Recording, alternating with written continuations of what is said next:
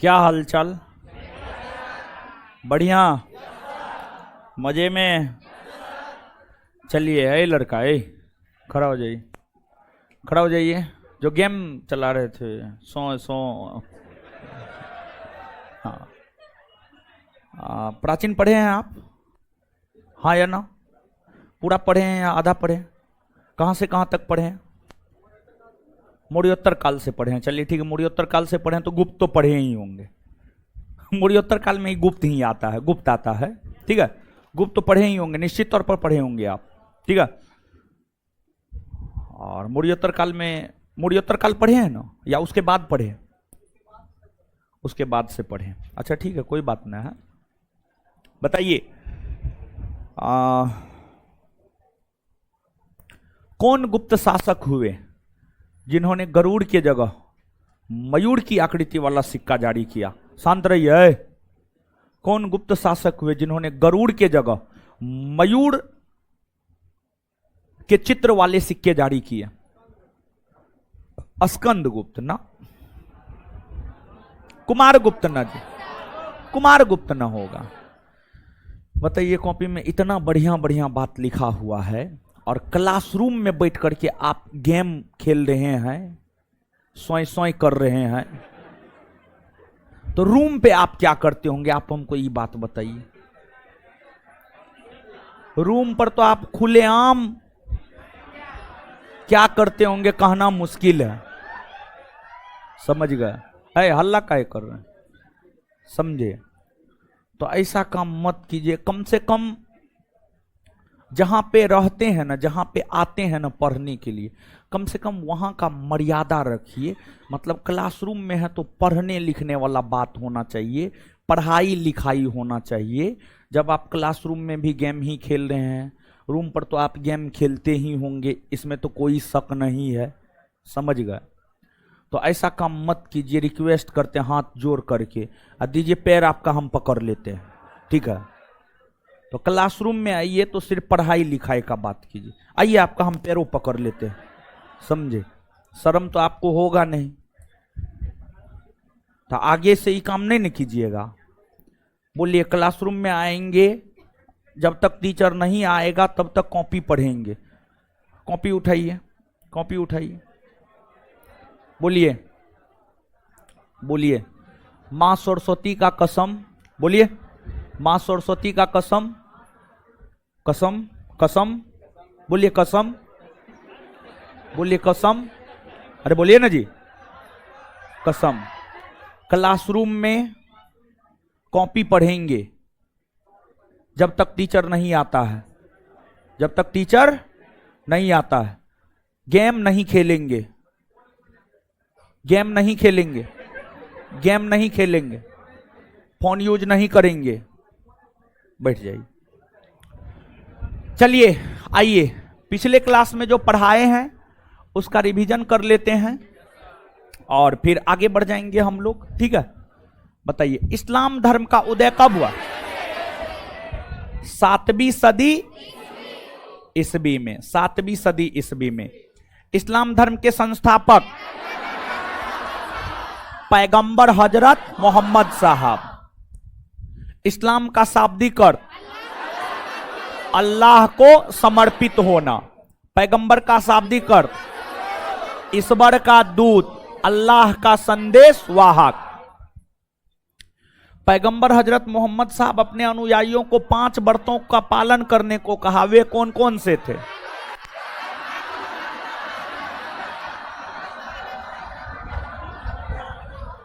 याद है? 1 नंबर में प्रतिदिन 5 बार नमाज अदा करना। 2 नंबर में कलमा पढ़ना। 3 नंबर में हज यात्रा पर जाना। चौथा, रोजा रखना। 5वां, जकात नामक कर देना। जकात नामक, यही ना 5 है या नहीं है? है। ठीक है, तो अब आ जाते। इतना ही बताए थे। और पिछला क्लास मध्यकालीन भारतीय इतिहास का पहला क्लास था, जिस वजह से उसमें जो है हम आपके साथ सिलेबस चर्चा किए थे। बटन लगा लीजिए, ठीक, बटन लगा लीजिए। ठीक नहीं लग रहा है, ठीक लगता तो हम बोलते नहीं लगाइए, ठीक नहीं लग रहा है लेकिन, समझे, तो इसलिए बटन लगा लीजिए। तो पैगंबर हजरत मोहम्मद साहब, तो पिछले क्लास में सिलेबस बताए थे और जो है पहला चैप्टर पढ़ाना प्रारंभ कर दिए थे, इस्लाम धर्म ना, हाँ या ना, इतना बात समझ में आ गया था ना, कोई दिक्कत नहीं ना है। और अगर मान लिया जाए कोई लड़का या लड़की जिनका पहला क्लास है मान लिया जाए, तो वो जो है अड़ोसी पड़ोसी से अपना कॉपी ले करके मोबाइल में फोटो खींच लीजिएगा, तो सिलेबस और थोड़ा सा बताए हम तो अपना लिख लीजिएगा। अब आइए समझिए इस्लाम धर्म। हम लोग समझ रहे थे किसको, इस्लाम धर्म, इस्लाम धर्म, इस्लाम धर्म।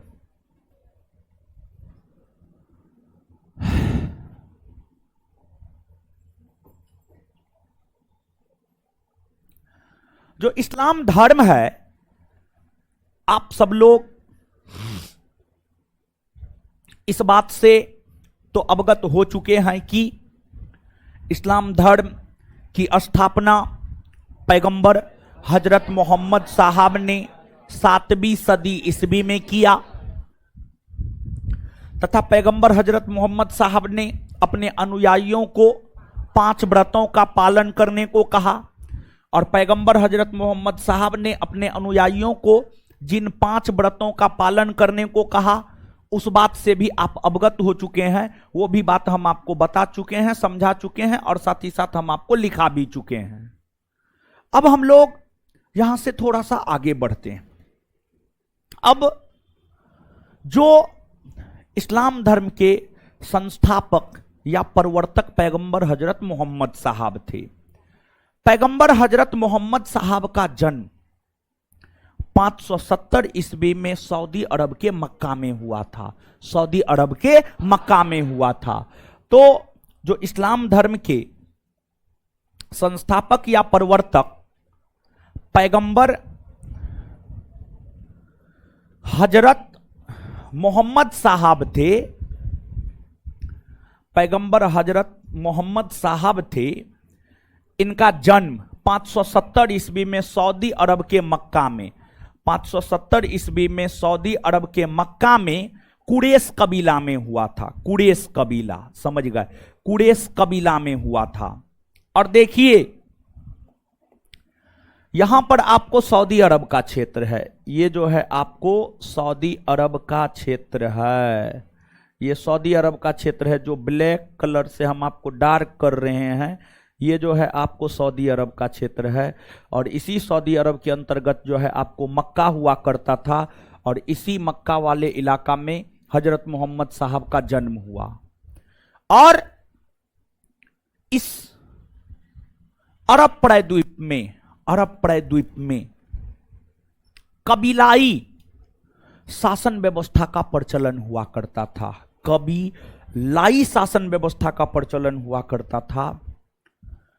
और अलग अलग कबीला के अलग अलग देवी देवता हुआ करते थे। हर कबीला का अपना अलग अलग देवी देवता था। जिस कबीला का जो देवी देवता था, उस कबीला के लोग उस देवी देवता की पूजा किया करते थे। तो कुरैश कबीला में इनका जन्म हुआ, और उस समय अरब प्रायद्वीप में कबीलाई व्यवस्था का प्रचलन हुआ करता था। उस समय अरब प्रायद्वीप में कबीलाई व्यवस्था का प्रचलन हुआ करता था, और कबीलाई व्यवस्था के अंतर्गत जो है अलग अलग कबीला के अलग अलग देवी देवता हुआ करते थे। अर्थात अरब प्रायद्वीप के क्षेत्र में बहुदेववाद का प्रचलन हुआ करता था, बहुदेववाद का प्रचलन हुआ करता था। मतलब कई सारी देवी देवताओं की पूजा हुआ करती थी, कई सारी देवी देवताओं की पूजा हुआ करती थी, कई सारी देवी देवताओं की पूजा हुआ करती थी। क्लियर? अब देखिएगा पैगंबर हजरत मोहम्मद साहब का जो जीवन है काफी संघर्षपूर्ण जीवन रहा है। देखिए जितने भी पुरोधा के विषय में आप पढ़ते हैं, जैसे महात्मा बुद्ध हो गए, महावीर स्वामी हो गए, महात्मा गांधी हो गए, चंद्रशेखर आजाद हो गए, भगत सिंह हो गए, किसी के भी विषय में आप पढ़ते हैं, सभी का जीवन काफी संघर्षमय रहा है, किन्हीं का जीवन आसान नहीं रहा है। तो जो इस्लाम धर्म के प्रवर्तक या संस्थापक पैगंबर हजरत मोहम्मद साहब हैं, उनका भी जीवन काफी संघर्षमय जीवन रहा है। इनके पिता अब्दुल्ला हुआ करते थे। इनके पिता की हम लोग बात करें तो इनके पिता कौन हुआ करते, तो इनके पिता हुआ करते थे अब्दुल्ला, पिता अब्दुल्ला। और इनकी माता की अगर हम लोग बात करें तो इनकी माता हुआ करती थी अमीना, इनकी माता हुआ करती थी अमीना। और कहा जाता है कि जब पैगंबर हजरत मोहम्मद साहब की माता गर्भवती थी, उसी समय उनके पिता अब्दुल्ला का निधन हो गया था। मतलब पैगंबर हजरत मोहम्मद साहब जब इस धरती पर आए भी नहीं थे, उससे पहले ही उनके सर से पिता का साया जा चुका था, पिता का साया जा चुका था। अब आप स्वयं सोचिए, जन्म होने से पहले ही पिता का साया चला जाना अपने आप में बहुत बड़ी बात है। तो पिता का साया पैगंबर हजरत मोहम्मद साहब पर रहा नहीं, जिस वजह से पैगंबर हजरत मोहम्मद साहब का बचपना काफी कष्ट में गुजरा। और कहा जाता है कि बचपन में पैगंबर हजरत मोहम्मद साहब बकरी चराने का काम किया करते थे, बकरी चराया करते थे पैगंबर हजरत मोहम्मद साहब। और पैगंबर हजरत मोहम्मद साहब के जो परिवार के लोग थे, वे कुरैश कबीला के प्रमुख हुआ करते थे, उनका संबंध कुरैश कबीला से था। और कुरैश कबीला के प्रमुख इनके चाचा हुआ करते थे, इनके चाचा हुआ करते थे। बाद में जाकर पैगंबर हजरत मोहम्मद साहब का विवाह खदीजा नामक एक विधवा औरत के साथ हुआ। खदीजा नामक एक विधवा औरत के साथ पैगंबर हजरत मोहम्मद साहब का विवाह हुआ। यानी जो खदीजा थी वो पहले से शादीशुदा थी, लेकिन उसके पति का निधन हो चुका था, तो वो विधवा हो गई थी। और वो महिला व्यापारी हुआ करती थी, व्यापार किया करती थी वो महिला। खदीजा नामक व्यापारी महिला के साथ पैगंबर हजरत मोहम्मद साहब का विवाह हुआ। और देखिए, इस्लाम धर्म में बुर्का पहनने का काम इस्लाम धर्म की महिलाएं किया करती है। तो बुर्का कहीं ना कहीं पर्दा प्रथा का सूचक है, पर्दा प्रथा का सूचक है। और पर्दा प्रथा के जरिए कहीं ना कहीं महिलाओं का शोषण होता है, महिलाओं का शोषण होता है। इस्लाम धर्म में कहा जाता है कि महिलाएं घर से बाहर नहीं निकल सकती है।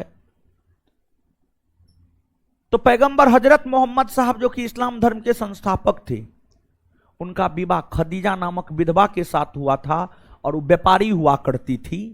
तो आप स्वयं इस बात को सोचिए कि जो पैगंबर हजरत मोहम्मद साहब एक व्यापारी से विवाह किए, क्या वो पैगंबर हजरत मोहम्मद साहब कभी महिलाओं के अधिकार पर अंकुश लगाने की बात करेंगे क्या? नहीं करेंगे, नहीं करेंगे।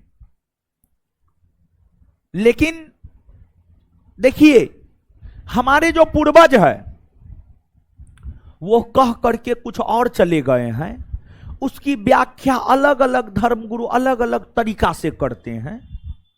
जिनको जो ठीक लगता है वो करते हैं। खैर इन चीज़ों में हमें पढ़ना नहीं है, फिर कोई स्टेटमेंट देंगे विवाद में पड़ जाएंगे। तो ऐसा वैसा कोई बात हम नहीं कहना चाहते हैं ताकि हम विवाद में पड़े, समझ गए। तो पैगंबर हजरत मोहम्मद साहब भी महात्मा बुद्ध महावीर स्वामी की भांति गृहस्थ जीवन में प्रवेश कर गए। और जैसे महात्मा बुद्ध को बेटा हुआ, महावीर स्वामी को बेटी, उसी प्रकार से पैगंबर हजरत मोहम्मद साहब को भी 2 गो बेटा हुआ, 4 गो बेटी हुआ। यानी पैगंबर हजरत मोहम्मद साहब के 2 पुत्र और 4 पुत्री, 2 पुत्र और ठीक। पैगंबर हजरत मोहम्मद साहब गृहस्थ जीवन में प्रवेश कर गए, जैसे कि महात्मा बुद्ध और महावीर स्वामी गृहस्थ जीवन में प्रवेश कर गए थे। लेकिन पैगंबर हजरत मोहम्मद साहब को भी गृहस्थ जीवन नहीं भाया, जैसे महात्मा बुद्ध महावीर स्वामी को गृहस्थ जीवन नहीं भाया। गृहस्थ जीवन में प्रवेश करने के कुछ वर्षों के बाद पैगंबर हजरत मोहम्मद साहब भी ज्ञान प्राप्ति को लेकर अपने गृह का त्याग कर दिए। ज्ञान प्राप्ति को लेकर अपने गृह का त्याग कर दिए और फिर पैगंबर हजरत मोहम्मद साहब ज्ञान प्राप्ति को लेकर यत्र तत्र भटकने लगे। और पैगंबर हजरत मोहम्मद साहब जब ज्ञान प्राप्ति को लेकर यत्र तत्र भटकने लगे, उस भटकाव के क्रम में ही कहा जाता है कि मक्का के हीरा नामक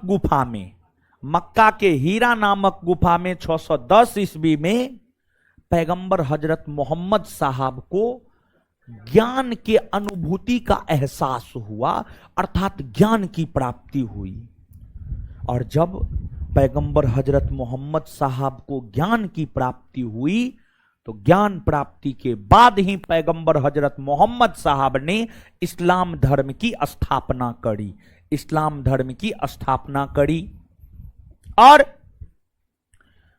सबसे पहले पैगंबर हजरत मोहम्मद साहब ने अपने उपदेश में क्या कहा।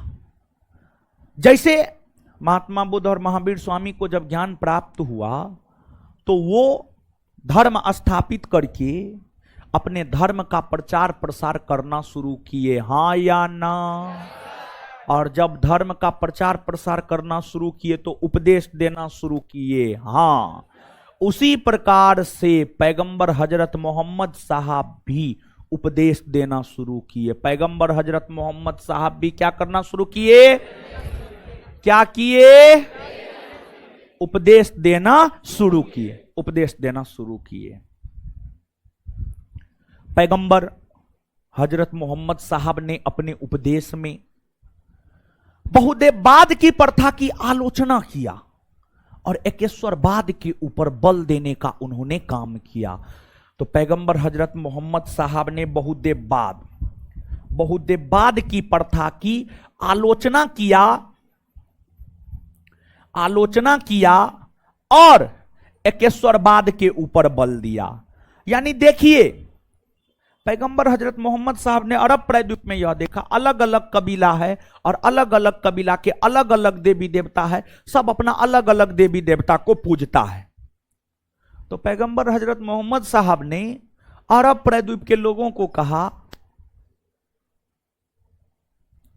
ईश्वर एक है, उसकी पूजा होनी चाहिए, सबकी पूजा नहीं होनी चाहिए। अब जब सब कबीला को यह बात पैगंबर हजरत मोहम्मद साहब ने कहा तो मक्का के क्षेत्र के कबीलाओं ने पैगंबर हजरत मोहम्मद साहब का विरोध करना शुरू कर दिया। हे कौन है ये लड़का, कहां से आया, निकल गया, गेट पे कोई है नहीं जी, पानी पीने के लिए गया है। बताइए 10 मिनट मुश्किल से नहीं हुआ है, 10 मिनट से ज्यादा हो गया, 20 मिनट नहीं हुआ है, और बताइए ये सबको प्यास, पैखाना और क्या क्या लगता है, पेशाब, समझे, सब चीज लग जाता है 10 से 20 मिनट में। पता नहीं सबका क्या होगा, समझे।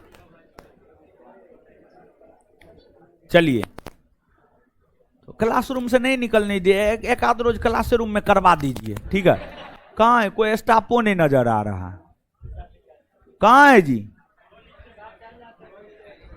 सब चल जाता है।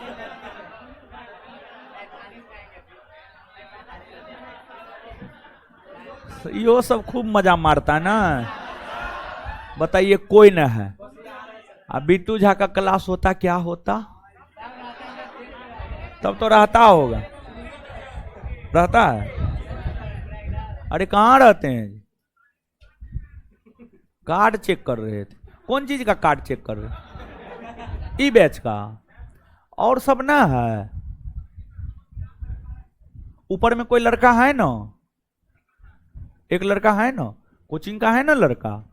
हाँ, ई ने हम नीचे पढ़ा रहे हैं, ऊपर में गड़बड़ हो गया, बस विद्यार्थी हल्ला करेगा तब आप लोग कार्ड चेक करने चले गए। तो कहीं जाके बतिया रहे थे कहीं पे, ठीक है। क्लासरूम जब पढ़ाना शुरू कर दे तो लड़का को मत निकलने दीजिए, ठीक है। एक आध रोज आराम से करेगा क्लासरूम में, तब आने से पहले पूरा फ्रेश होके आएगा। बताइए 1-1.5 घंटा का कैपेसिटी आपके भीतर ने वह महाराज। चलिए आगे आइए, आगे आइए। तो पैगंबर हजरत मोहम्मद साहब ने बहुदेववाद की आलोचना की और एकेश्वरवाद के ऊपर बल दिया।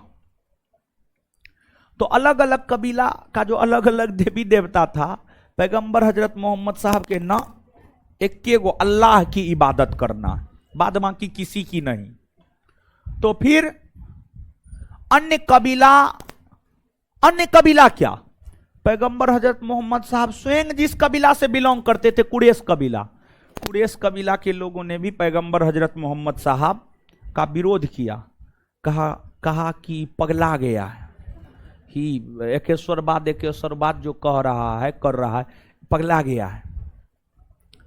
और पैगंबर हजरत मोहम्मद साहब यह चाहते थे कि हमको ज्ञान मिला है, तो हम सबसे पहले, हम मक्का के रहने वाले हैं, तो सबसे पहले मक्का के लोगों को ज्ञान दे, फिर आगे बढ़ेंगे। लेकिन मक्का के लोग पैगंबर हजरत मोहम्मद साहब को मक्का में रहने ही नहीं दिया। मक्का के लोग पैगंबर हजरत मोहम्मद साहब को मक्का से भगा दिया।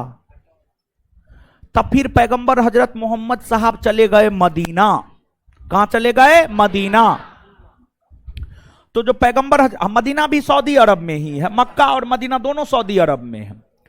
तो जो पैगंबर हजरत मोहम्मद साहब है, कहा जाता है कि पैगंबर हजरत मोहम्मद साहब 622 ईस्वी में मक्का से मदीना की यात्रा किए, मक्का से मदीना की यात्रा किए।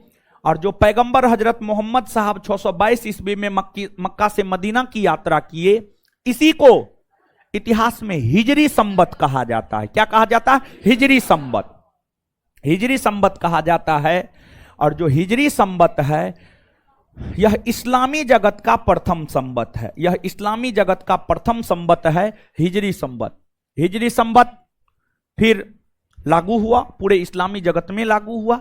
और जब भारत में इस्लामी सत्ता की स्थापना हुई, तो भारत में इस्लामी सत्ता की स्थापना होने के बाद भी जब भारत में मुसलमानों का शासन हुआ करता था, तो उस समय भारत में भी हिजरी संवत हुआ करता था। लेकिन एक मुस्लिम शासक अकबर हुए, अकबर ने हिजरी संवत का अंत कर दिया और वहां पर इलाही संवत चलाया। लेकिन अकबर के बाद जहांगीर, जहांगीर के बाद शाहजहां, जब शाहजहां बादशाह हुए तो शाहजहां ने इलाही संवत का अंत कर दिया और फिर से हिजरी संवत चलाया। गौर से सुनिएगा क्या बोले हैं, पूछा जाता है। पहली बात, इस्लामी जगत का प्रथम संवत हिजरी संवत। इस्लामी जगत का प्रथम संवत हिजरी संवत। जब भारत में इस्लाम धर्म की स्थापना हुई तो भारत में भी हिजरी संवत लागू हुए। भारत में भी हिजरी संवत लागू और हिजरी संवत लागू रहा। हिजरी संवत का अंत अकबर ने किया और अकबर ने हिजरी संवत के जगह पर इलाही संवत चलाया। हिजरी संवत का अंत करके किसने इलाही संवत चलाया? अकबर। किसने? अकबर। फिर अकबर के बाद जहांगीर, जहांगीर के बाद शाहजहां। जब बादशाह शाहजहां बना तो शाहजहां ने इलाही संवत का अंत करके फिर से हिजरी संवत चलाया। तो किस मुगल बादशाह ने इलाही संवत का अंत करके फिर से हिजरी संवत चलाया? किसने? किसने? ये बात याद रखिएगा, ठीक है। अब देखिए, पैगंबर हजरत मोहम्मद साहब मदीना गए और मदीना के लोगों ने पैगंबर हजरत मोहम्मद साहब की बातों को गंभीरता से लिया। देखिए, गांव घर में वो कहावत है, दूर का ढोल बड़ी सुहान लगता है, और एगो कहावत और है, घर की मुर्गी दाल बराबर। तो पैगंबर हजरत मोहम्मद साहब मक्का के थे, मक्का में उनका जन्म हुआ, सब चीज हुआ, तो मक्का के लोगों के लिए तो पैगंबर हजरत मोहम्मद साहब का कोई महत्व था नहीं, लेकिन मतलब घर की मुर्गी दाल बराबर। वैसे ही जब वे मदीना गए तो मदीना के लोगों ने उनकी बातों को गंभीरता से लिया। मतलब दूर का ढोल सुहान लगता, मतलब अच्छा लगता है। तो मदीना के लोगों को पैगंबर हजरत मोहम्मद साहब की बातें काफी अच्छी लगी और पैगंबर हजरत मोहम्मद साहब ने मदीना में अपना पेट बनाया, अपना पेट बनाया, पेट। और पैगंबर हजरत मोहम्मद साहब भी ठान लिए थे, मदीना तो ठीक है, मदीना में तो इस्लाम धर्म का प्रसार हम करिए दिए हैं, लेकिन हजरत मोहम्मद साहब ठान लिए थे। क्या ठान लिए थे? तो यह ठान लिए थे कि उन्हें मक्का में इस्लाम धर्म का प्रचार प्रसार करना है। और पैगंबर हजरत मोहम्मद साहब ने तलवार के बल पर मक्का में इस्लाम धर्म का विस्तार करने का काम किया। पैगंबर हजरत मोहम्मद साहब मक्का में इस्लाम धर्म का प्रचार प्रसार करने को लेकर 3 गो युद्ध लड़े क्रमवार तरीका से। और जो 3 गो युद्ध लड़े हैं, बदरा का युद्ध, यह युद्ध 624 ईस्वी में हुआ। फिर उहूद का युद्ध ये 625 ईस्वी में हुआ। और डीच का युद्ध, यह युद्ध 627 ईस्वी में हुआ। और जानते हैं, यह युद्ध पैगंबर हजरत मोहम्मद साहब मक्का के भीतर जो प्रमुख कबीला था, उस प्रमुख कबीलाओं के प्रमुखों के साथ ये सब युद्ध लड़ने का काम किया। और इन तीनों युद्धों में पैगंबर हजरत मोहम्मद साहब ने मक्का के सबसे प्रमुख कबीलाओं के प्रमुख को पराजित कर दिया। और जब मक्का के जो सबसे शक्तिशाली कबीला के प्रमुख हुआ करते थे, उसको जब पैगंबर हजरत मोहम्मद साहब ने पराजित कर दिया, तो ना चाहते हुए भी मक्का के लोगों को इस्लाम धर्म अपनाना पड़ा, स्वीकार करना पड़ा, क्योंकि पैगंबर हजरत मोहम्मद साहब ने मक्का के क्षेत्र के प्रमुखों को पराजित कर दिया था। मतलब जैसे 2 परिवार के बीच युद्ध हो रहा है, एक परिवार के प्रमुख दूसरे परिवार के प्रमुख को पराजित कर दिया, तो अब जिसने पराजित किया वो चाहे तो उसके पूरे परिवार के लोगों को गुलाम बना सकता है, हां या ना? हां। अब प्रमुखों को पराजित किया तो स्वाभाविक सी बात है, पूरे मक्का के लोग पराजित हुए और फिर मक्का के लोगों को जो है इस्लाम धर्म को कबूल करना पड़ा। और पैगंबर हजरत मोहम्मद साहब जब इस्लाम धर्म का प्रचार प्रसार कर रहे थे, तो उन्होंने कुरान का उपदेश दिया। पैगंबर हजरत मोहम्मद साहब ने किस चीज का उपदेश दिया? कुरान का उपदेश दिया। और कुरान मुसलमानों के लिए सबसे पवित्र ग्रंथ माना जाता है। जैसे हिंदुओं के लिए रामायण, महाभारत, गीता, वेद, पुराण, ये सब पवित्र ग्रंथ माना जाता है, उसी प्रकार से इस्लाम धर्म के लोगों के लिए जो सबसे पवित्र ग्रंथ माना जाता है वह आपको कुरान, कौन माना जाता है? कुरान। और कुरान की शिक्षा का ही उपदेश पैगंबर हजरत मोहम्मद साहब ने देने का काम किया था। क्लियर? याद रखिएगा। और इससे आगे बताएंगे, लेकिन पहले लिखिए, लिखिए जहां तक लिखे हुए थे उससे आगे पहले लिखिए, फिर आगे बताएंगे। लिखिए, स्टार मार मार के लिखते जाइए पॉइंट वाइज।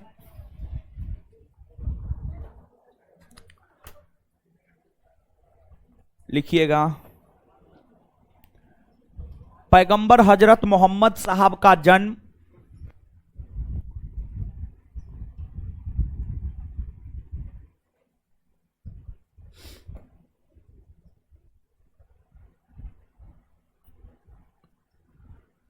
पैगंबर हजरत मोहम्मद साहब का जन्म पैगंबर हजरत मोहम्मद साहब का जन्म 570 ईस्वी में 570 ईस्वी में 570 ईस्वी में सऊदी अरब के मक्का के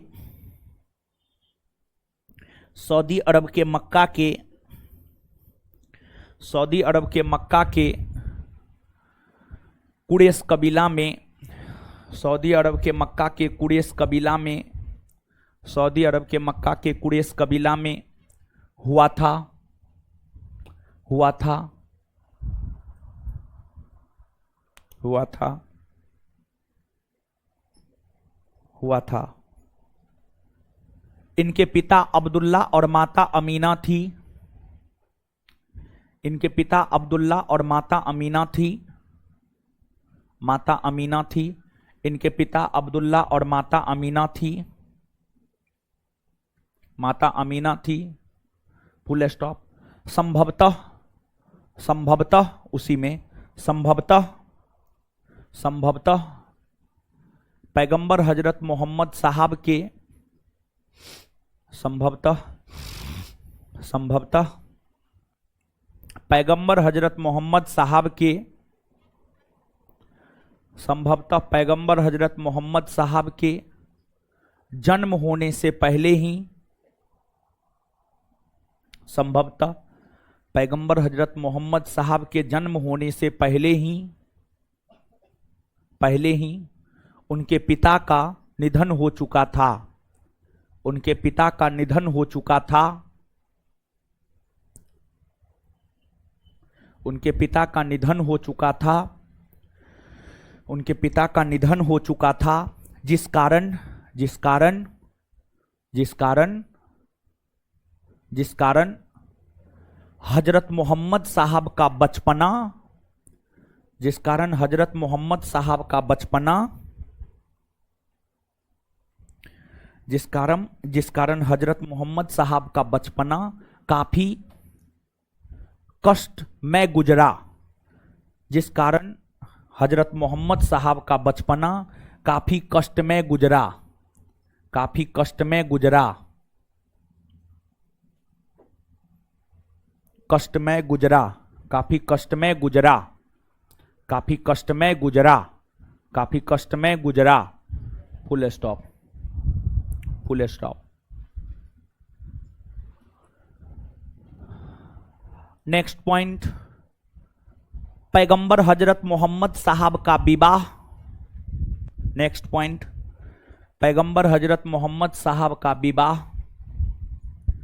पैगंबर हजरत मोहम्मद साहब का विवाह। विवाह पैगंबर हजरत मोहम्मद साहब का विवाह मात्र 25 वर्ष की अवस्था में मात्र 25 वर्ष की अवस्था में मात्र 25 वर्ष की अवस्था में खादीजा नामक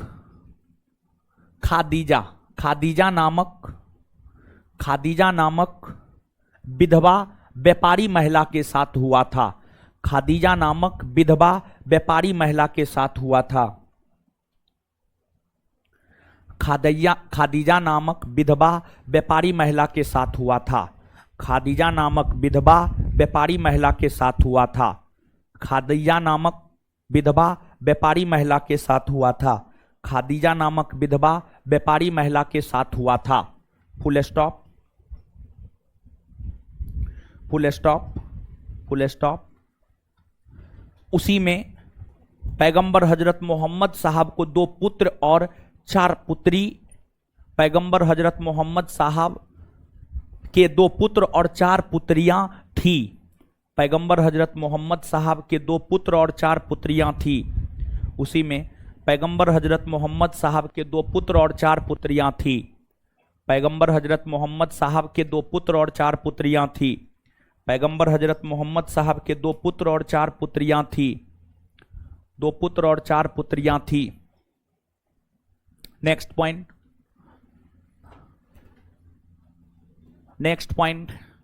मक्का के हीरा नामक गुफा में, मक्का के हीरा नामक गुफा में, मक्का के हीरा नामक गुफा में 610 ईस्वी में, मक्का के हीरा नामक गुफा में, मक्का के हीरा नामक गुफा में 610 ईस्वी में, मक्का के हीरा नामक गुफा में 610 ईस्वी में पैगंबर हजरत मोहम्मद साहब को ज्ञान की प्राप्ति हुई।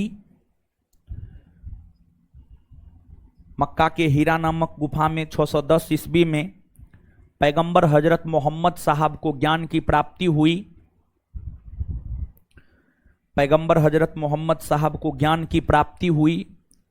पैगंबर हजरत मोहम्मद साहब को ज्ञान की प्राप्ति हुई। ज्ञान की प्राप्ति हुई। ज्ञान की प्राप्ति हुई। तत्पश्चात उन्होंने अपने उपदेश में, तत्पश्चात उन्होंने अपने उपदेश में, तत्पश्चात उन्होंने अपने उपदेश में बहुदेववाद की आलोचना की। कमेंट का जवाब देते हैं ना जी? हाँ, बहुदेववाद की आलोचना की, बहुदेववाद की आलोचना की और एकेश्वरवाद पर बल दिया। तत्पश्चात उन्होंने अपने उपदेश में, अपने उपदेश में बहुदेववाद की आलोचना की, बहुदेववाद की आलोचना की और एकेश्वरवाद पर बल दिया। बहुदेववाद की आलोचना की और एकेश्वरवाद पर बल दिया। बहुदेववाद की आलोचना की और एकेश्वरवाद पर बल दिया। बहुदेववाद की आलोचना की और एकेश्वरवाद पर बल दिया। और एकेश्वरवाद पर बल दिया।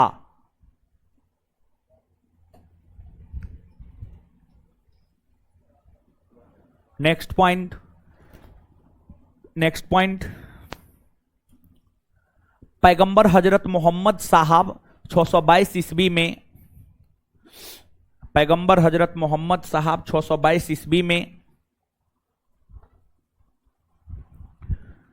पैगंबर हजरत मोहम्मद साहब 622 ईस्वी में, पैगंबर हजरत मोहम्मद साहब 622 ईस्वी में, 622 ईस्वी में, 622 ईस्वी में मक्का से मदीना की यात्रा किए। पैगंबर हजरत मोहम्मद साहब 622 ईस्वी में मक्का से मदीना की यात्रा किए। पैगंबर हजरत मोहम्मद साहब 622 ईस्वी में मक्का से मदीना की यात्रा किए।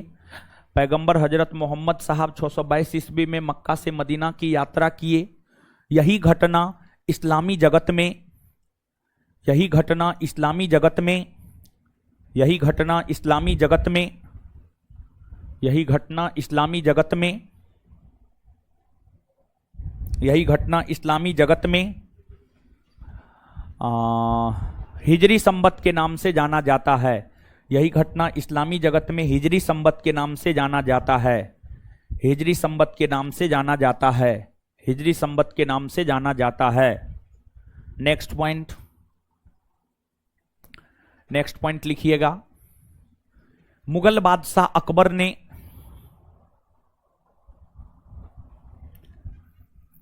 मुगल बादशाह अकबर ने हिजरी संबत का अंत कर, मुगल बादशाह अकबर ने हिजरी संवत का अंत कर, मुगल बादशाह अकबर ने हिजरी संवत का अंत कर, मुगल बादशाह अकबर ने हिजरी संवत का अंत कर उसके स्थान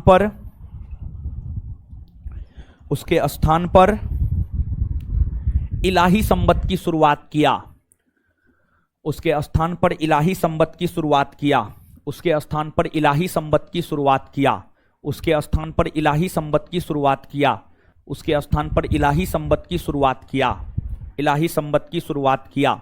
लेकिन बाद के वर्षों में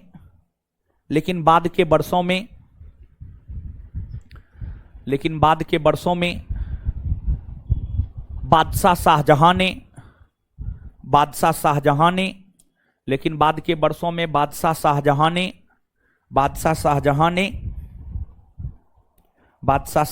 ने पुनः इलाही संवत के स्थान पर पुनः इलाही संवत के स्थान पर पुनः इलाही संवत के स्थान पर पुनः इलाही संवत के स्थान पर पुनः इलाही संवत के स्थान पर इलाही संवत के स्थान पर हिजरी संवत की शुरुआत की, इलाही संवत के स्थान पर हिजरी संवत की शुरुआत की, इलाही संवत के स्थान पर हिजरी संवत की शुरुआत की। Full stop. पैगंबर हजरत मोहम्मद साहब, नेक्स्ट पॉइंट, पैगंबर हजरत मोहम्मद साहब, नेक्स्ट पॉइंट, अगला पॉइंट, पैगंबर हजरत मोहम्मद साहब, पैगंबर हजरत मोहम्मद साहब, पैगंबर हजरत मोहम्मद साहब, पैगंबर हजरत मोहम्मद साहब इस्लाम धर्म का प्रचार प्रसार, पैगंबर हजरत मोहम्मद साहब इस्लाम धर्म का प्रचार प्रसार, इस्लाम धर्म का प्रचार प्रसार मक्का के क्षेत्र में करने के क्रम में, मक्का के क्षेत्र में करने के क्रम में, मक्का के क्षेत्र में करने के क्रम में, मक्का के क्षेत्र में करने के क्रम में, मक्का के क्षेत्र में करने के क्रम में, मक्का के क्षेत्र में करने के क्रम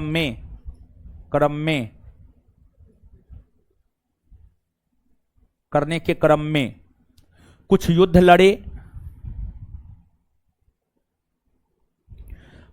लड़े जो निम्न है, कुछ युद्ध लड़े, एक मिनट, कुछ युद्ध लड़े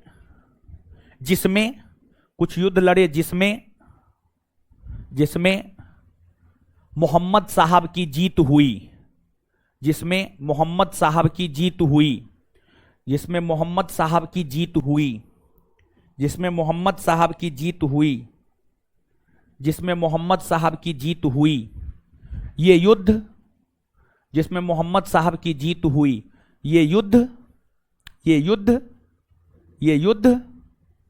युद्ध निम्न है।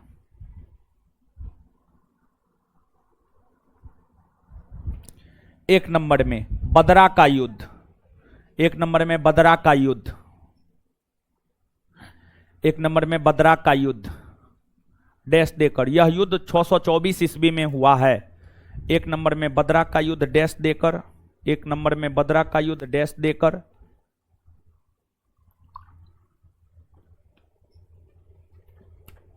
एक नंबर में बदरा का युद्ध डैश देकर, एक नंबर में बदरा का युद्ध डैश देकर, यह युद्ध 624 ईस्वी में हुआ है, यह युद्ध 624 ईस्वी में हुआ है।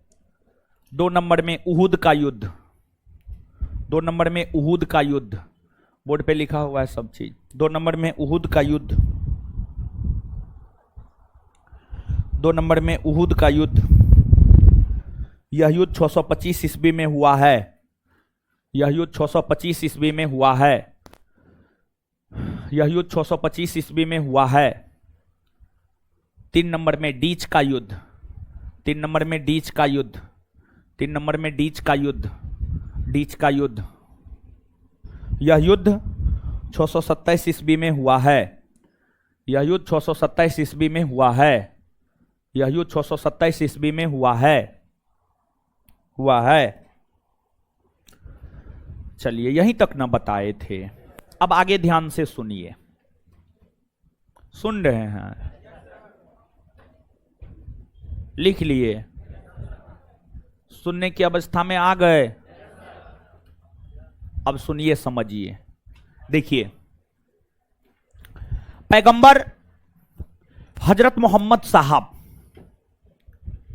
जब इस्लाम धर्म का प्रचार प्रसार कर रहे थे, उस क्रम में उन्होंने मिल्लत की व्यवस्था दी। मिल्लत की व्यवस्था दी। पैगंबर हजरत मोहम्मद साहब जब इस्लाम धर्म का प्रचार प्रसार कर रहे थे, उस क्रम में उन्होंने मिल्लत की व्यवस्था दी। मिल्लत की व्यवस्था दी। मिल्लत की व्यवस्था दी, इसका क्या मतलब होता है? मिल्लत की व्यवस्था दी, इसका मतलब क्या होता है, समझिएगा। देखिए, पैगंबर हजरत मोहम्मद साहब ने यह कहा कि सभी मुसलमान एक है। सभी मुसलमान क्या है? एक है। पैगंबर हजरत मोहम्मद साहब ने यह कहा कि सभी मुसलमान एक है और मुसलमानों के लिए राज्य का कोई महत्व नहीं है। तो पैगंबर हजरत मोहम्मद साहब ने जो यह कहा कि सभी मुसलमान एक है और मुसलमानों के लिए राज्य यानी सरकार, राज्य शब्द का प्रयोग यहां पर सरकार के संदर्भ में किया जा रहा है, या राजा के संदर्भ में किया जा रहा है, या शासक के संदर्भ में किया जा रहा है। शासक के संदर्भ में किया जा रहा है। यानी हजरत मोहम्मद साहब ने यह कहा कि राजा या शासक का मुसलमानों के लिए कोई महत्व नहीं। इसी को मिल्लत व्यवस्था कहा गया। इसी को क्या कहा गया? मिल्लत व्यवस्था। तथा आप मध्यकालीन भारतीय इतिहास में जगह जगह पर जजिया कर, आप मध्यकालीन भारतीय इतिहास में जगह जगह पर जजिया कर सुनेंगे। जजिया कर। तो आप मध्यकालीन भारतीय इतिहास में जो जगह जगह पर जजिया कर सुनते हैं, जजिया कर लाने का काम पैगंबर हजरत मोहम्मद साहब ने ही किया था। जजिया कर लाने का काम पैगंबर हजरत मोहम्मद साहब ने ही किया था। पैगंबर हजरत मोहम्मद साहब ने गैर मुसलमानों को कहा, गैर मुसलमानों को कहा मतलब जो मुसलमान नहीं है। पैगंबर हजरत मोहम्मद साहब ने गैर मुसलमानों को कहा मतलब जो मुसलमान नहीं। क्या कहा? तो गैर मुसलमानों को कहा कि अगर आप चाहते हैं कि आप पर जबरदस्ती इस्लाम धर्म ना थोपा जाए, तो आप हमको एगो कर दे दीजिए, हमको एगो टैक्स दे दीजिए। आगे बढ़कर हजरत मोहम्मद साहब ने यह कहा, वह जो टैक्स है वह कर जजिया कर है। यानी जजिया एक सुरक्षात्मक कर था। जजिया कर गैर मुसलमानों को सुरक्षा देता था। अगर गैर मुसलमान जजिया कर पैगंबर हजरत मोहम्मद साहब को देता था, तो फिर पैगंबर हजरत मोहम्मद साहब उस गैर मुस्लिम व्यक्ति पर जबरदस्ती इस्लाम धर्म नहीं थोपता था। अर्थात यह एक प्रकार का सुरक्षात्मक और धार्मिक कर था। यह एक प्रकार का सुरक्षात्मक और धार्मिक कर था। यानी गैर मुसलमान अगर यह चाहता है कि उस पर इस्लाम धर्म ना थोपा जाए, तो उसे यह कर देना होगा। लेकिन पैगंबर हजरत मोहम्मद साहब ने यह भी कहा कि यह कर हम सबसे नहीं लेंगे, जजिया कर हम सबसे नहीं लेंगे। जजिया कर महिलाओं से, बच्चों से, अपाहिज या विकलांग से, ब्राह्मण से, कमजोर लोगों से, आर्थिक रूप से जो कमजोर थे, बेरोजगार जो थे, आर्थिक रूप से जो कमजोर थे, जो बेरोजगार थे, उन लोगों से जजिया कर नहीं लिया जाता था। तो आपसे पूछा जाता है निम्न में से किन व्यक्तियों से जजिया कर नहीं लिया जाता है? तो जजिया कर नहीं लिया जाता है, याद रखना होगा आपको। जजिया कर बच्चा, महिला, विकलांग या अपाहिज, बेरोजगार, इन लोगों से जजिया कर नहीं लिया जाता था, नहीं लिया जाता था। ये सब व्यवस्था का इजाद पैगंबर हजरत मोहम्मद साहब ने ही किया था। और इस्लाम धर्म का प्रचार प्रसार करते हुए पैगंबर हजरत मोहम्मद साहब का निधन 632 ईस्वी में हो गया। और 632 ईस्वी में उनके निधन होने के बाद उन्हें मदीना में दफना दिया गया। कहां दफना दिया गया? Medina, Medina. और जो पैगंबर हजरत मोहम्मद साहब है, पैगंबर हजरत मोहम्मद साहब के उत्तराधिकारी खलीफा कहलाए। पैगंबर हजरत मोहम्मद साहब के उत्तराधिकारी क्या कहलाए? खलीफा। और एगो बात यहां पर ध्यान दीजिएगा, जैसे एक प्रश्न पूछते हैं, होश हवास में जवाब दीजिएगा, हम बताए हुए हैं, बताइएगा, बताइएगा। गौतम बुद्ध अपना उत्तराधिकारी किसको घोषित किए थे? किसी को नहीं। सही जवाब दिए हैं। जो भी लोग मुंह खोल करके बोले हैं बहुत बेहतर विद्यार्थी हैं, और जो लोग नहीं बोले हैं वो महाबकलोल हैं, महाढकलोल हैं, उनसे कुछ होने जा रहा नहीं, समझे। और जो बोले हैं वो हर परीक्षा पास करेंगे, समझे। हाँ, तो अब सुनिए, समझिए। पैगंबर हजरत मोहम्मद साहब ने अपना उत्तराधिकारी किसी को घोषित नहीं किया। पैगंबर हजरत मोहम्मद साहब ने भी अपना उत्तराधिकारी किसी को घोषित नहीं किया। लेकिन पैगंबर हजरत मोहम्मद साहब के जो उत्तराधिकारी हुए वे खलीफा कहलाए।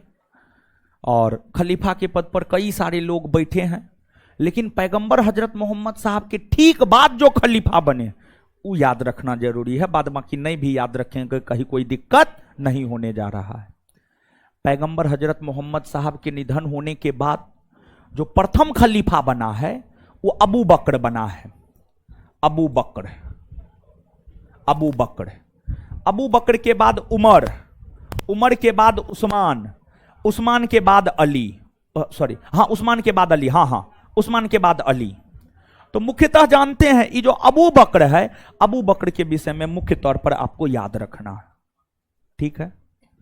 अब देखिए, अगर इस खलीफा के पद की हम लोग बात करें, यह खलीफा का पद 1924 ईस्वी तक अस्तित्व में रहा था।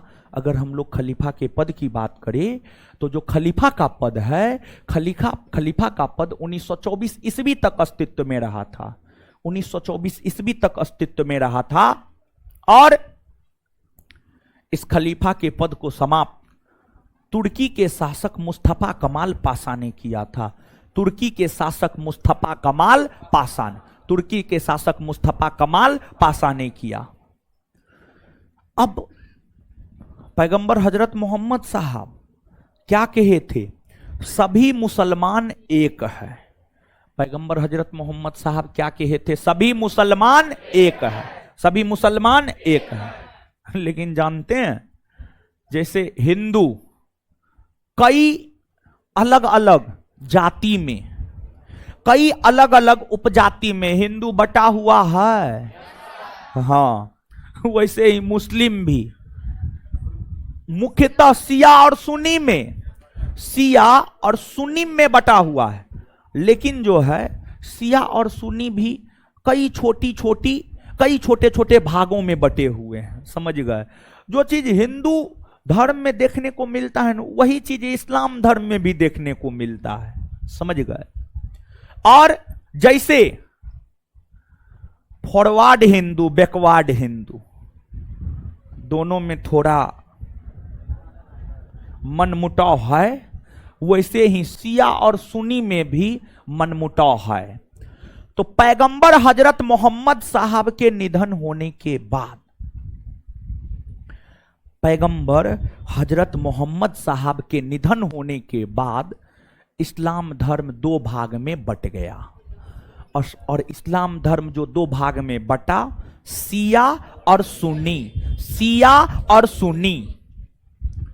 अब शिया किसे कहा गया और सुन्नी किसे कहा गया? देखिए, शिया पैगंबर हजरत मोहम्मद साहब का दामाद था अली। पैगंबर हजरत मोहम्मद साहब के दामाद थे अली। अली की शिक्षाओं को मानने वाले शिया कहलाए। पैगंबर हजरत मोहम्मद साहब के दामाद थे अली। अली की शिक्षाओं को मानने वाले शिया कहलाए। क्या कहलाए? शिया। और इस्लाम धर्म के वैसे अनुयायी, इस्लाम धर्म के वैसे अनुयायी जो पैगंबर हजरत मोहम्मद साहब के कथनी और करनी पर शब्दशः चले, मतलब पैगंबर हजरत मोहम्मद साहब जो कह दिए, जो करके चले गए, उसी को हम शब्दशः मानेंगे, उसमें हम कोई परिवर्तन नहीं चाहते हैं। उसी को सुन्नी कहा गया। क्या कहा गया? सुन्नी। जैसे आप याद कीजिए, बौद्ध धर्म हम आपको बताए हैं, हीनयान महायान याद है, परिवर्तनवादी महायान और परिवर्तनवादी हीनयान। यानी महात्मा बुद्ध जो कहकर चले गए उसको शब्दशः मानेंगे हीनयान, और जो परिवर्तन के साथ मानेंगे महायान। वैसे ही पैगंबर हजरत मोहम्मद साहब जो कहकर चले गए, जो करके चले गए, उसी बातों को शब्दशः मानेंगे। वे सुन्नी मुसलमान कहलाए। क्या? सुन्नी मुसलमान। और हजरत मोहम्मद साहब के दामाद अली की शिक्षाओं को मानने वाले शिया मुसलमान कहलाए। कौन मुसलमान? शिया। और जानते हैं, शिया और सुन्नी के बीच इराक के करबला के मैदान में भीषण युद्ध हुआ था। इराक के करबला के मैदान में शिया और सुन्नी के बीच भीषण युद्ध हुआ था। और इस युद्ध में शिया संप्रदाय के बहुत सारे लोग मारे गए थे। और शिया संप्रदाय के जो बहुत सारे लोग करबला के मैदान में होने वाले युद्ध में मारे गए थे, उसी के स्मरण में मुहर्रम नामक त्योहार मनाया जाता। मुहर्रम, मुहर्रम त्योहार का नाम आप सुने होंगे, मुहर्रम। मुहर्रम, और मुहर्रम में ही तजिया निकाला जाता है, तजिया निकाला जाता है। और तजिया में आप देखेंगे कि शिया संप्रदाय के लोग अपने शरीर पर घात करते हैं, वार करते हैं, अपने शरीर को कष्ट देते हैं। तो जो मुहर्रम है इसलिए मनाया जाता है क्योंकि करबला के मैदान में शिया और सुन्नी के बीच जो युद्ध हुआ था, उस युद्ध में भारी संख्या में शिया संप्रदाय के लोग मारे गए थे। उसी के स्मरण में मुहर्रम मनाया जाता है। क्लियर? ये बात है, इसको भी आप याद रखिएगा। अब साथ ही साथ आप अगर भारत देखेंगे तो भारत यहां है, भारत यहां है, ये भारत है, भारत है। ये जो रेड कलर से हम ये कर रहे हैं आपको, ये भारत है, समझे, भारत है। और सऊदी अरब यहां है। तो सऊदी अरब में इस्लाम धर्म का उत्पत्ति हुआ, और सऊदी अरब में इस्लाम धर्म का उत्पत्ति हुआ, और सऊदी अरब के जरिए ही इस्लाम धर्म भारत आया। इस्लाम धर्म कहां आया? कहां आया? भारत पहुंचा। तो भारत जो इस्लाम धर्म प्रवेश हुआ है अरबी मुसलमानों के जरिए। किसके जरिए? अरबी मुसलमान। इस्लाम धर्म का भारत में प्रवेश अरबी मुसलमानों के जरिए हुआ है। इस्लाम धर्म का भारत में प्रवेश किसके जरिए? अरबी मुसलमान, अरबी। और अरब जगत के लोगों ने ही भारत के लोगों के लिए हिंदू शब्द का प्रयोग किया। अरब के लोगों ने ही भारत के लोगों के लिए हिंदू शब्द का प्रयोग किया। तो भारत के लोगों के लिए हिंदू शब्द का प्रयोग किसने किया? किसने किया? किसने किया? इसके बाद आगे सुनिएगा, आगे सुनिएगा। आप क्या सुनिएगा आगे? तो आगे आप इस बात को सुनिए कि आपको जो है ईरानियों ने भारत को हिंदुस्तान कहा और यूनानियों ने भारत को इंडिया कहा। ये भी बात पूछा जाता, किसने भारत को इंडिया कहा, किसने हिंदुस्तान कहा? तो ईरानी ने हिंदुस्तान और यूनानी ने इंडिया। भारत को हिंदुस्तान किसने कहा? ईरानी। किसने? ईरानी। और भारत को इंडिया यूनान, यूनानी। किसने? और देखिए भारत है, भारत का ये उत्तर है, दक्षिण है, पूरब है, पश्चिम है। तो एक बात बताइए, सऊदी अरब जहां मक्का और मदीना है, ये भारत के पश्चिम में है, हाँ या ना? हाँ ना? हाँ। और सऊदी अरब तथा उसके दो प्रमुख शहर मक्का और मदीना भारत से पश्चिमी दिशा में स्थित है। भारत से पश्चिमी दिशा में स्थित है। यही कारण है कि भारतीय मुसलमान जब नमाज अदा करते हैं तो पश्चिम की ओर मुंह करके, इधर पश्चिम है, समझ गए, पश्चिम की ओर मुंह करके जो है भारतीय मुसलमान नमाज अदा करते हैं, नमाज अदा करते हैं।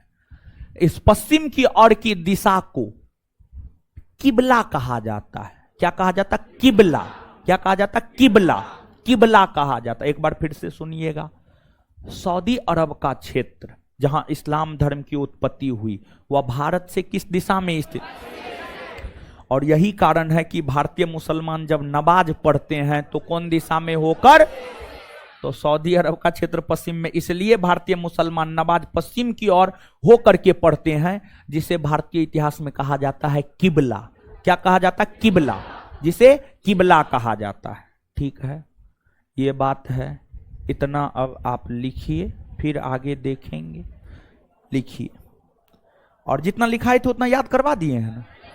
नहीं करवा? अच्छा ठीक है, कोई बात नहीं, यादो करवा देंगे। लिखिए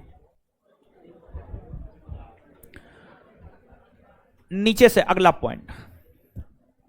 पैगंबर हजरत मोहम्मद साहब ने, पैगंबर हजरत मोहम्मद साहब ने, बाल काहे कटवा लिए? बाल काहे कटवा लिए? झड़ रहा था?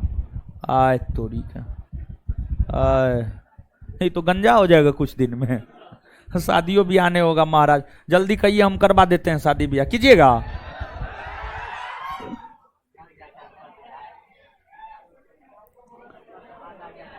पैगंबर किसको बोला था शादी करवा देने के लिए? उसको। आय तो आप दूसरे को काहे बोलते हैं शादी करवाने के लिए? हमको बोलिए ना महाराज। पैगंबर हजरत मोहम्मद साहब ने, जानते हैं वो क्लासरूम में एसी लग गया है, समझे, और एसी का प्रकोप हो गया है। एगो बिना जो है एसी वाला क्लासरूम, एगो एसी, और हम अपने रूम पर एसी फेसी नहीं लगाए हुए हैं, तो इस वजह से जो है क्लास एसी में लिए और रूम पे जाके पंखा में सोए, और आते से जो है गला दर्द कर रहा है, बुखार जैसा लग रहा है। फिर भी जानते हैं रूम पे जो है टेबलेट था ही नहीं, तो अंतिम में एगो फ्लेक्सन खा के आ जाए, समझे, फ्लेक्सन। हाँ वो सब खाना पड़ेगा, रात में खाएंगे सोचे हैं, समझे। एजिथ्रोमाइसिन हम खाते हैं 650 mg, 1 मिनट में काम, 1 मिनट में नहीं, एगो टेबलेट में काम कर जाता है। एजिथ्रोमाइसिन 650 mg, बड़ी हार्ड टेबलेट। हम डोलो नहीं खाते हैं, वो पैरासीटामोल सब नहीं खाते, कालपोल सब नहीं खाते हैं। एजिथ्रोमाइसिन ही खोज रहे थे, मिलवे नहीं किया, इसलिए गला जो है ना थोड़ा आवाज फ्रेश नहीं होगा, समझे, और थोड़ा कम जोर से भी बोल रहे हैं, समझे। पैगंबर हजरत मोहम्मद साहब ने मिल्लत व्यवस्था दी, पैगंबर हजरत मोहम्मद साहब ने मिल्लत व्यवस्था दी, मिल्लत व्यवस्था दी। इस व्यवस्था के अंतर्गत उन्होंने कहा कि, हटिए तो बैठ के हम लिखाएंगे, हटिए तो वहां से जाइए, कहीं खड़ा रहिए, हटिए, हमको बैठने दीजिए। हाँ लिखिए आप लोग। पैगंबर हजरत मोहम्मद साहब ने मिल्लत व्यवस्था दी। इस व्यवस्था के अंतर्गत, इस व्यवस्था के अंतर्गत उन्होंने कहा कि, इस व्यवस्था के अंतर्गत उन्होंने कहा कि, इस व्यवस्था के अंतर्गत उन्होंने कहा कि सभी मुसलमान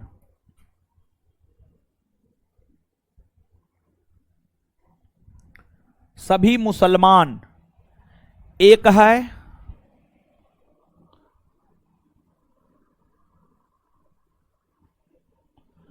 सभी मुसलमान एक है, फुल स्टॉप। राज्य का कोई महत्व नहीं है।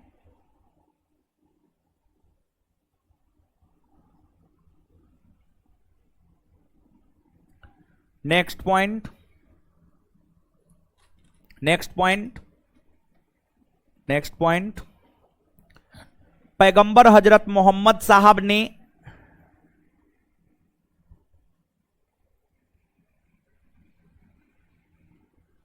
पैगंबर हजरत मोहम्मद साहब ने गैर मुसलमानों को जिम्मी, जी आधा मो फिर पूरा मो हर्षीकार, नहीं दीर्घीकार, सॉरी दीर्घीकार, जिम्मी। पैगंबर हजरत मोहम्मद साहब ने गैर मुसलमानों को जिम्मी की श्रेणी में रखा। जिम्मी, जिम्मी की श्रेणी में रखा, जिम्मी की श्रेणी में रखा। पैगंबर हजरत मोहम्मद साहब ने गैर मुसलमानों को जिम्मी की श्रेणी में रखा तथा उनसे जजिया नामक कर लिया, तथा उनसे जजिया नामक कर लिया, तथा उनसे जजिया नामक कर लिया, तथा उनसे जजिया नामक कर लिया, जजिया नामक कर लिया। नेक्स्ट पॉइंट, जजिया कर, जजिया कर गैर मुसलमानों से लिया जाने वाला, जजिया कर गैर मुसलमानों से लिया जाने वाला, जजिया कर गैर मुसलमानों से लिया जाने वाला एक धार्मिक और सुरक्षात्मक कर था। जजिया कर गैर मुसलमानों से लिया जाने वाला एक धार्मिक और सुरक्षात्मक कर था। जजिया कर गैर मुसलमानों से लिया जाने वाला एक धार्मिक और सुरक्षात्मक कर था। जजिया कर गैर मुसलमानों से लिया जाने वाला एक धार्मिक और सुरक्षात्मक कर था। एक धार्मिक और सुरक्षात्मक कर था। एक धार्मिक और सुरक्षात्मक कर था। Full stop. नेक्स्ट पॉइंट, जजिया कर, जजिया कर बेरोजगार, जजिया कर बेरोजगार, अपाहिज, अपाहिज, अपाहिज, बच्चा, बच्चा, महिला, महिला, बच्चा, महिला इत्यादि से नहीं लिया जाता था। इत्यादि से नहीं लिया जाता था। इत्यादि से नहीं लिया जाता था। इत्यादि से नहीं लिया जाता था। Full stop. Next point, next point, पैगंबर हजरत मोहम्मद साहब अपना उत्तराधिकारी किसी को भी घोषित नहीं किया था। पैगंबर हजरत मोहम्मद साहब अपना उत्तराधिकारी किसी को भी घोषित नहीं किए थे। सॉरी, पैगंबर हजरत मोहम्मद साहब, पैगंबर हजरत मोहम्मद साहब अपना उत्तराधिकारी किसी को भी घोषित नहीं किए थे। पैगंबर हजरत मोहम्मद साहब अपना उत्तराधिकारी किसी को भी घोषित नहीं किए थे। पैगंबर हजरत मोहम्मद साहब अपना उत्तराधिकारी किसी को भी घोषित नहीं किए थे। पैगंबर हजरत मोहम्मद साहब अपना उत्तराधिकारी किसी को भी घोषित नहीं किए थे। Full stop, full stop. पैगंबर हजरत मोहम्मद साहब का निधन 632 ईस्वी में हो गया। नेक्स्ट पॉइंट, पैगंबर हजरत मोहम्मद साहब का निधन 632 ईस्वी में हो गया। पैगंबर हजरत मोहम्मद साहब का निधन 632 ईस्वी में हो गया। 632 ईस्वी में हो गया। 632 ईस्वी में हो गया। उन्हें मदीना में दफनाया गया। उन्हें मदीना में दफनाया गया। उन्हें मदीना में दफनाया गया। उन्हें मदीना में दफनाया गया। नेक्स्ट पॉइंट, उन्हें मदीना में दफनाया गया। नेक्स्ट पॉइंट, पैगंबर हजरत मोहम्मद साहब के उत्तराधिकारी खलीफा कहलाए।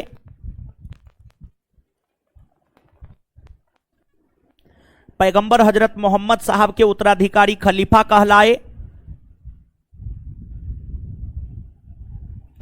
पैगंबर हजरत मोहम्मद साहब के उत्तराधिकारी खलीफा कहलाए। पैगंबर हजरत मोहम्मद साहब के उत्तराधिकारी खलीफा कहलाए। खलीफा कहलाए, कहलाए। प्रथम खलीफा, हाँ उसी में, प्रथम खलीफा अबू बकर बने।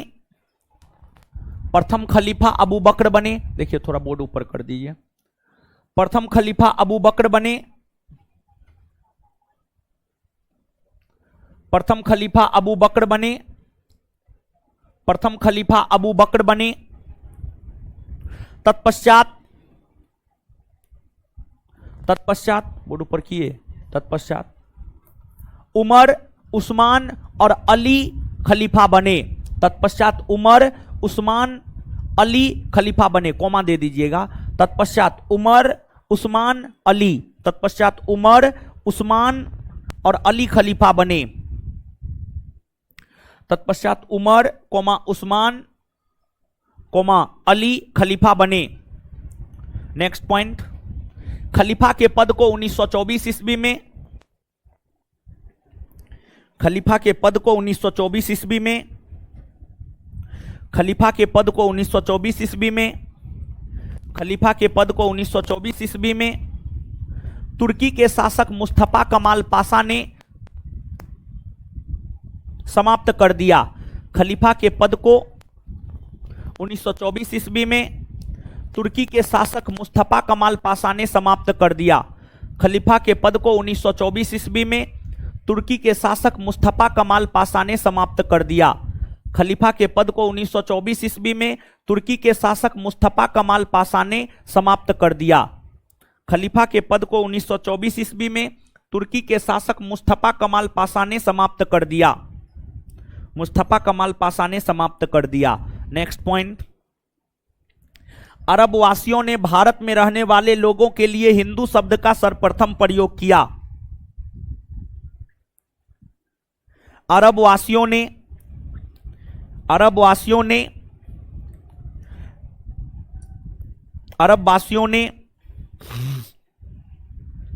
में रहने वाले लोगों के लिए सर्वप्रथम, अरब वासियों ने भारत में रहने वाले लोगों के लिए सर्वप्रथम, अरब वासियों ने भारत में रहने वाले लोगों के लिए सर्वप्रथम,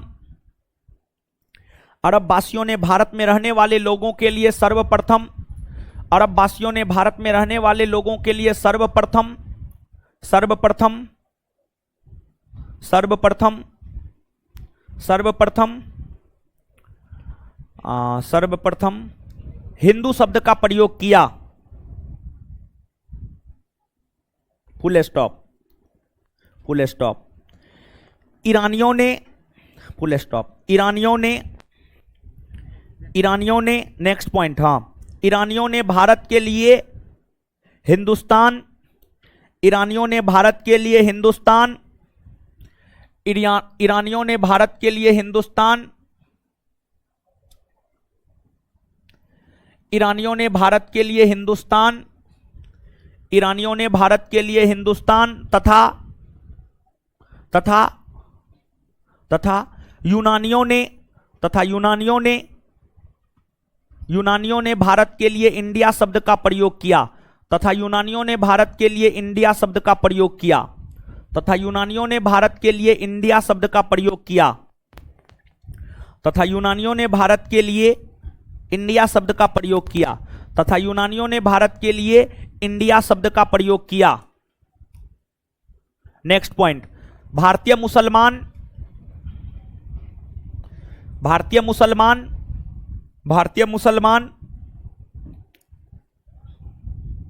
पश्चिम की ओर होकर, पश्चिम वेस्ट, भारतीय मुसलमान पश्चिम की ओर होकर,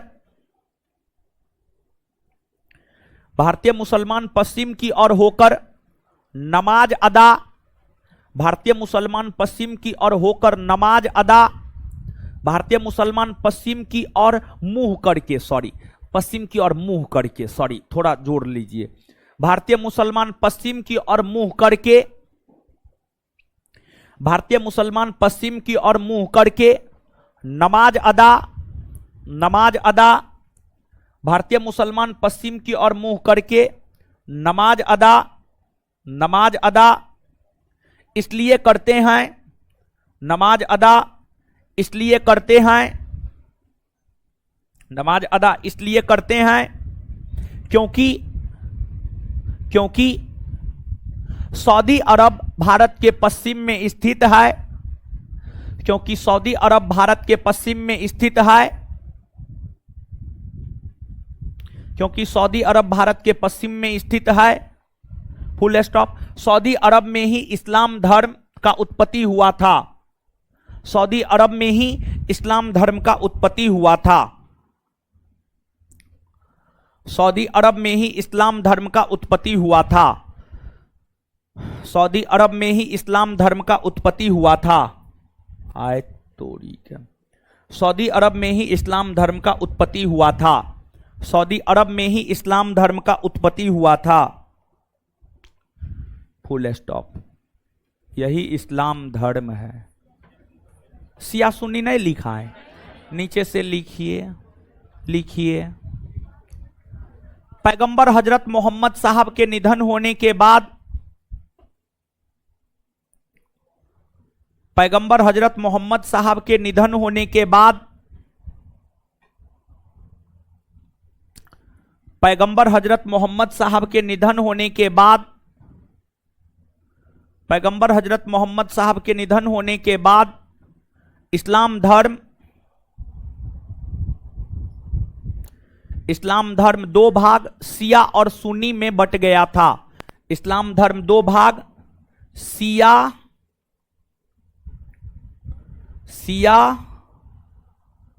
और सुन्नी, सुन्नी। पैगंबर हजरत मोहम्मद साहब के निधन होने के बाद इस्लाम धर्म दो भागों में बट गया था, एक नंबर में शिया, दो नंबर में सुन्नी। नेक्स्ट पॉइंट, अगला पॉइंट, हजरत मोहम्मद साहब के कथनी और कार्यों को, हजरत मोहम्मद साहब के कथनी और कार्यों को, हजरत मोहम्मद साहब के कथनी और कार्यों को शब्दशः मानने वाले, हजरत मोहम्मद साहब के कथनी और कार्यों को शब्दशः मानने वाले, हजरत मोहम्मद साहब के कथनी और कार्यों को शब्दशः मानने वाले शिया कहलाए, सुन्नी कहलाए, हजरत मोहम्मद साहब के कथनी और कार्यों को शब्दशः मानने वाले सुन्नी कहलाए। नेक्स्ट पॉइंट, हजरत मोहम्मद साहब के दामाद, नेक्स्ट पॉइंट, हजरत मोहम्मद साहब के दामाद,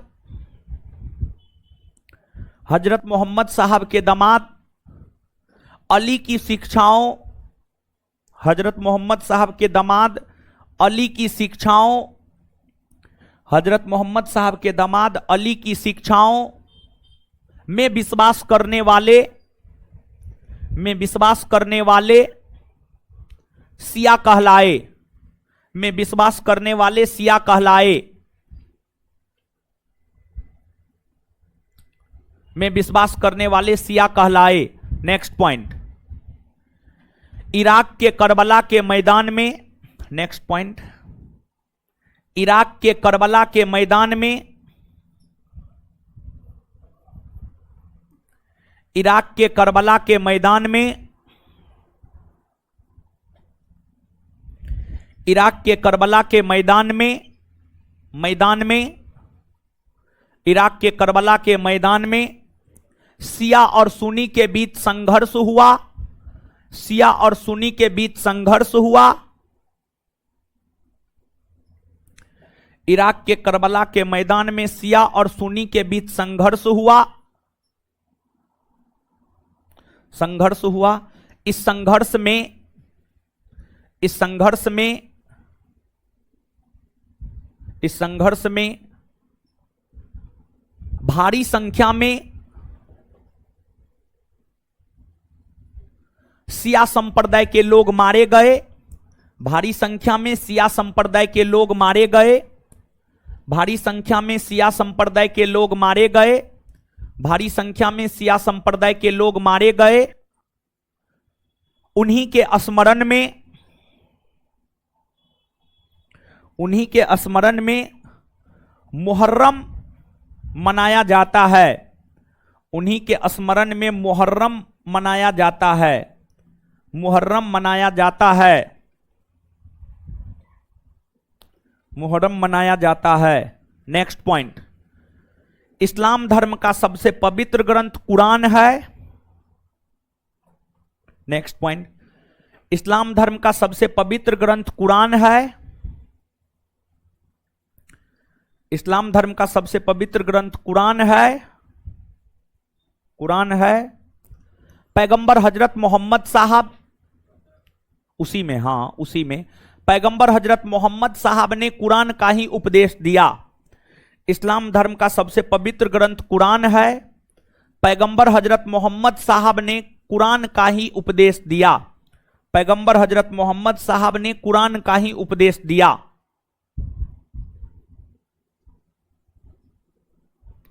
कुरान का ही उपदेश दिया।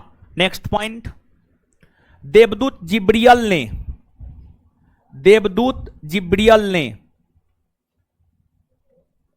जिब्रियल ने, देवदूत जिब्रियल ने, देवदूत जिब्रियल ने अरबी भाषा में, अरबी भाषा में कुरान, अरबी भाषा में कुरान पैगंबर हजरत मोहम्मद साहब को संप्रेषित किया। देवदूत जिब्रियल ने, देवदूत जिब्रियल ने अरबी भाषा में कुरान, अरबी भाषा में कुरान हजरत मोहम्मद साहब को संप्रेषित किया, हजरत मोहम्मद साहब को संप्रेषित किया। देवदूत जिब्रियल ने अरबी भाषा में कुरान हजरत मोहम्मद साहब को संप्रेषित किया, हजरत मोहम्मद साहब को संप्रेषित किया। नेक्स्ट पॉइंट, हजरत मोहम्मद साहब की जीवनी सर्वप्रथम इब्न इसाक नामक विद्वान ने लिखा था। हजरत मोहम्मद साहब की जीवनी सर्वप्रथम इब्न इसाक नामक विद्वान ने लिखा था। हजरत मोहम्मद साहब की जीवनी सर्वप्रथम इब्न इसाक नामक विद्वान ने लिखा था। हजरत मोहम्मद साहब की जीवनी सर्वप्रथम इब्न इसाक नामक विद्वान ने लिखा था। हजरत मोहम्मद साहब की जीवनी सर्वप्रथम इब्न इसाक नामक विद्वान ने लिखा था। हजरत मोहम्मद साहब की जीवनी सर्वप्रथम इब्न इसाक नामक विद्वान ने लिखा था। इब्न इसाक नामक विद्वान ने लिखा था। इब्न इसाक नामक विद्वान ने लिखा था। Full stop. नेक्स्ट पॉइंट, हजरत मोहम्मद साहब के जन्म दिवस को ईद ए मिलाद उन नबी के रूप में मनाया जाता है। हजरत मोहम्मद साहब के जन्म दिवस को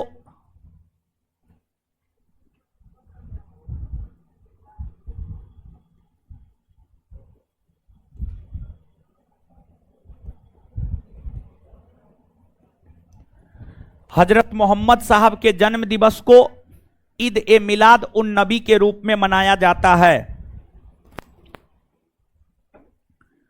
हजरत मोहम्मद साहब के जन्म दिवस को ईद ए मिलाद उन नबी के रूप में मनाया जाता है। हजरत मोहम्मद साहब के जन्म दिवस को ईद ए मिलाद उन नबी के रूप में मनाया जाता है। हजरत मोहम्मद साहब के जन्म दिवस को ईद ए मिलाद उन नबी के रूप में मनाया जाता है। ईद ए मिलाद उन नबी के रूप में मनाया जाता है। Full stop. ठीक है, चलिए, हो गया, खत्म हो गया। आइए अब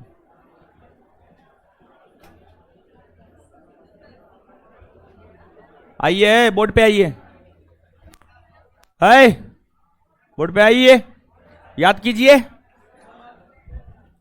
इस्लाम धर्म के संस्थापक पैगंबर हजरत मोहम्मद साहब का जन्म कब हुआ? जन्म कब हुआ है? कहां हुआ है? कहां हुआ है? कौन कबीला में? कौन कबीला में? इनके पिता माता इनका विवाह किसके साथ हुआ था? किसके साथ? किसके साथ? कितना पुत्र? कितनी पुत्री? कितनी पुत्री? पैगंबर हजरत मोहम्मद साहब को कौन गुफा में ज्ञान की प्राप्ति? कौन गुफा में? कौन गुफा में? कब? पैगंबर हजरत मोहम्मद साहब ने बहुदेववाद का विरोध किया। बहुदेववाद का विरोध किया। एकेश्वरवाद पर बल दिया। एकेश्वरवाद पर बल दिया। पैगंबर हजरत मोहम्मद साहब मक्का से मदीना की यात्रा कब किए? इसे क्या कहा जाता है? इस्लाम धर्म का प्रथम संवत। प्रथम संवत। और हिजरी संवत का अंत किस मुगल बादशाह ने? किसने? अकबर ने। और वहां पर कौन संवत चला है? इलाही। कौन संवत? और बाद में इलाही को समाप्त कर हिजरी संवत फिर किसने चलाया? किसने चलाया? बदरा का युद्ध कब हुआ? बदरा का युद्ध, उहुद का युद्ध, डीच का युद्ध। सभी मुसलमान एक है। जो पैगंबर हजरत मोहम्मद साहब ने कहा, इस व्यवस्था को क्या कहा? क्या कहा गया? और जजिया कर कैसा कर था? धार्मिक और सुरक्षात्मक। जजिया कैसा कर था? जजिया कैसा कर था? और जो है आपको जजिया कर किस किस से नहीं लिया जाता था? पैगंबर हजरत मोहम्मद साहब का निधन कब हुआ? उन्हें कहां दफनाया गया? क्या उन्होंने अपना उत्तराधिकारी किसी को बनाया? नहीं ना। पैगंबर हजरत मोहम्मद साहब के उत्तराधिकारी क्या कहलाए? क्या कहलाए? प्रथम खलीफा कौन बना? अबू बकर के बाद, उमर के बाद, उस्मान के बाद। उस्मान के बाद खलीफा का पद समाप्त कब हुआ? कब हुआ? किसने किया? मुस्तफा कमाल पाशा। तुर्की के शासक मुस्तफा कमाल। खलीफा के पद का अंत किसने किया? मुस्तफा कमाल। पैगंबर हजरत मोहम्मद साहब के निधन होने के बाद इस्लाम धर्म कितने भागों में बंटा? कितने भागों में? कितने भागों में? कौन कौन? मोहम्मद अली की शिक्षा में विश्वास करने वाले आए। अब पैगंबर हजरत मोहम्मद साहब के कथनी और करनी को मानने वाले क्या कहलाए? करबला का युद्ध किसके किसके बीच हुआ? कौन ज्यादा मारे गए? उसी के स्मरण में कौन सा त्योहार मनाए? कौन सा त्योहार? पैगंबर हजरत मोहम्मद साहब के जन्म दिवस को किस रूप में मनाया जाता है? ईद ए मिलाद। इस्लाम धर्म का सबसे पवित्र ग्रंथ। सबसे पवित्र ग्रंथ। पैगंबर हजरत मोहम्मद साहब ने किसकी शिक्षा का उपदेश दिया? कुरान। किसकी शिक्षा का उपदेश? किसकी शिक्षा का उपदेश? पैगंबर हजरत मोहम्मद साहब की जीवनी किसने लिखी? किसने लिखी? किसने लिखी? पैगंबर हजरत मोहम्मद साहब को अरबी भाषा में कुरान किसने संप्रेषित किया? किसने? भारत के लोगों के लिए हिंदू शब्द का प्रयोग किसने किया? अरबवासी। किसने? किसने? भारत के लिए हिंदुस्तान शब्द का ईरानी। हिंदुस्तान शब्द इंडिया। इंडिया। इंडिया। बात क्लियर। चलिए अब सुनिए। हो है रुकिए ना। तो काहे ऐसे करते हैं आप लोग? चलिए, और सब बढ़िया? ऑब्जेक्टिव तो करवा नहीं पाए ना, लेकिन इस्लाम धर्म खत्म हो गया, पहला चैप्टर खत्म। तो अगला जो क्लास होगा ना, सुन लीजिए, अगला जो क्लास होगा इस्लाम धर्म का क्वेश्चन, अगला जो क्लास होगा उसमें इस्लाम धर्म का क्वेश्चन करवाएंगे, ठीक है? और साथ ही साथ मौर्य वंश का भी क्वेश्चन, दोनों क्वेश्चन करवा देंगे अगले क्लास में। बात समझ में आया? और मध्यकालीन का नोट नहीं दिए ऑब्जेक्टिव का, दे देंगे हम आपको, दे देंगे अगले क्लास से पहले, हम टेलीग्राम पर चढ़ा देंगे, आप निकाल के लेते आइएगा, ठीक है? क्या बोल रहे हैं? बिहार पुलिस का बैच, बिहार पुलिस का बैच ये आने वाले शनिवार को आ रहा है, आने वाले शनिवार को बिहार पुलिस का बैच आने वाले शनिवार को आ रहा है। ये जो आने वाला शनिवार, टाइम होगा संभवतः 3 से 5, 3 से 5, संभवतः 3 से 5 न्यू सेंटर पे रहेगा, न्यू सेंटर पे, ठीक है? धन्यवाद सभी लोगों का। हमको निकलने दीजिए, तब निकलिएगा। हीरो सब हमको निकलने दीजिए।